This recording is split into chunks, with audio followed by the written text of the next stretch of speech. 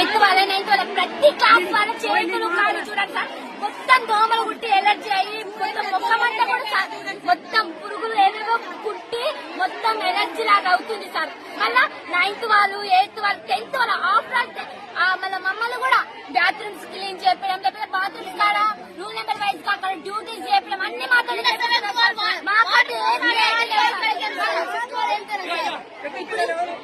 Sixth వాళ్ళు అసలు నిన్న కొట్టుకున్నా చూడాలి సార్ మొత్తం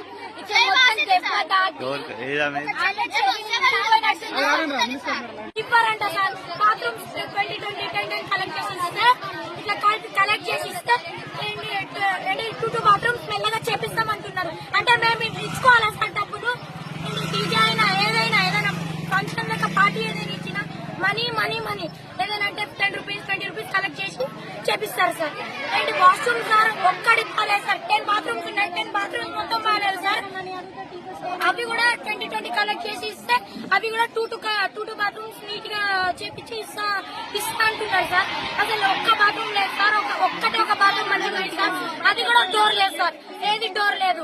మెన్షన్స్ ఇట్లా అయినా సార్ ఎన్ని పాములు తిరుగుతున్నాయంటే మొన్న అనకుండా సార్ ఇంత పెద్దగా ఉంది సార్. చంపిర్రు తొక్క గ్రౌండ్ లోనే తిరుగుతుంది సార్. ఇంత పెద్ద పాము ఎవరైనా చిన్న పిల్లలు తొక్కితే ఏముంది సార్. ఒక్క పాము తొక్కినప్పుడు సార్ అదే పాము వచ్చిన రోజే ఆ 3 పాములు చంపారు సార్. చెప్తాను మీ క్లాస్ మీకు ఇంటర్ మార్క్స్ కట్ చేస్తారు, మీకు 10th మార్క్స్ కట్ చేస్తారు. మీకు ఎక్కడ చూసుకోవాలి అక్కడ మీరు లోపల పోండి క్లాస్ లో.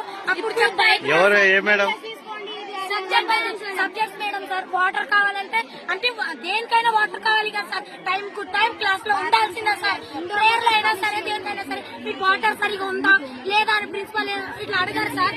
ఏమైనా అంటే మీరు కరెక్ట్ గా క్లాస్ లో ఉండాలి, కరెక్ట్ గా క్లాస్ లోనే టైం ఉండాలి. అక్కడ ప్రాబ్లం ఏంటి సార్.